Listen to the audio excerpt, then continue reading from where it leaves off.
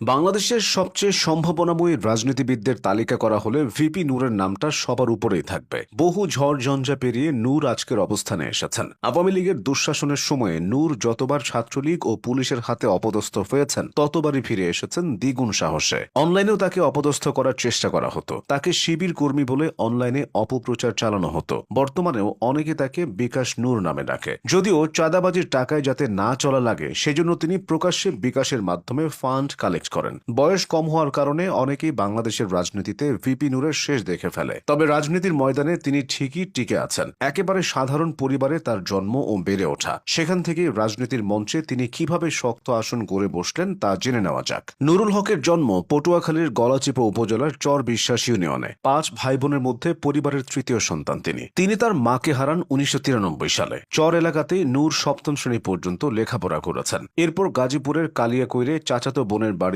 থেকে পড়াশোনা করেন এবং কালিয়াকৈর মাধ্যমিক বিদ্যালয় থেকে এসএসসি পাশ করেন। এইচএসসি পাশ করেন Uttara high school and college থেকে। উত্তরায় নূরের 2 ভাই ব্যবসা বাণিজ্যের সঙ্গে যুক্ত আছেন। নূরের ইচ্ছা ছিল মেডিকেলে পড়ে ডাক্তার হবেন, কেননা তার মা একরকম বিনা চিকিৎসায় প্রাণ হারিয়েছিলেন। কিন্তু মেডিকেলে ভর্তির সুযোগ তিনি পাননি। তাই প্রথমে পটুয়াখালী বিজ্ঞান ও প্রযুক্তি বিশ্ববিদ্যালয়ে ভর্তি হন এবং পরবর্তীতে ঢাকা বিশ্ববিদ্যালয়ের ইংরেজি বিভাগে ভর্তির সুযোগ পান। তখন ঢাকা বিশ্ববিদ্যালয়ে সেকেন্ড টাইম বা 2 বার ভর্তি পরীক্ষা দেওয়া যেত। নূর সেকেন্ড টাইমে চান্স পেয়েছিলেন। বিশ্ববিদ্যালয় জীবনটা শুরু করেন আর 10 জন ছেলের মতো। 2014 সালে তিনি হাজী মোহাম্মদ মহসিন হলের গণরুমে ওঠেন। তখন তিনি ছাত্রলীগের সঙ্গে যুক্ত ছিলেন। তিনি মহসিন হল ইউনিটে ছাত্রলীগের মানব সম্পদ উন্নয়ন বিষয়ক উপসম্পাদক ছিলেন। তবে ক্যাম্পাস জীবনের শুরুতে তার তেমন কোনো পরিচিতি ছিল না। কোটা সংস্কার আন্দোলন শুরু হওয়ার পর তিনি শিক্ষার্থীদের সংগঠিত করেন। এরপর ছাত্র নেতা হয়ে ওঠেন। নুরুল হক নূর ঢাকা বিশ্ববিদ্যালয় কেন্দ্রীয় ছাত্র সংসদ তথা ডাকসু নির্বাচন থেকে দেশের রাজনীতিতে শক্ত অবস্থানে এসেছেন।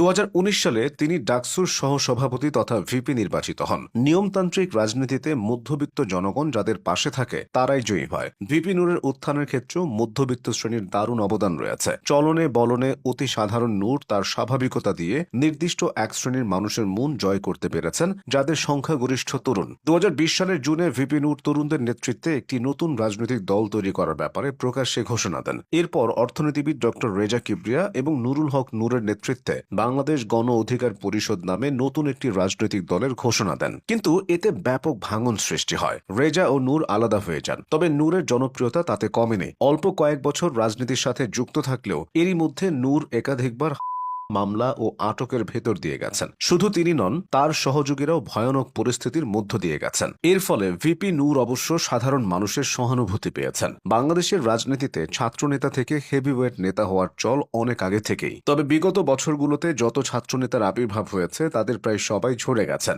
ব্যতিক্রম বলতে শুধুই ভিপি নূর। শত প্রতিকূলতা পার করে নিজেকে তিনি টিকিয়ে রেখেছেন। অসম্ভব রকমের মানসিক শক্তি না থাকলে এটা সম্ভব ছিল না। আগে পটুয়াখালীর চরাঞ্চলের মানুষ নূরকে চিনত না। সেই নূর এখন চরাঞ্চলের মানুষের গর্ব। ঢাকা বিশ্ববিদ্যালয়ের গণ্ডি পেরিয়ে তিনি জাতীয় রাজনীতিতে পা রেখে সফল হয়েছেন। নূর চাইলে বড় কোনো দলে মিশে যেতে পারতেন, তবে তা না করে তিনি গণ অধিকার পরিষদকে দেশব্যাপী ছড়িয়ে দিতে কাজ করছেন। দেশের রাজনীতিতে নূর কতদূর যেতে পারবেন তা সময় হয়তো বলে দেবে।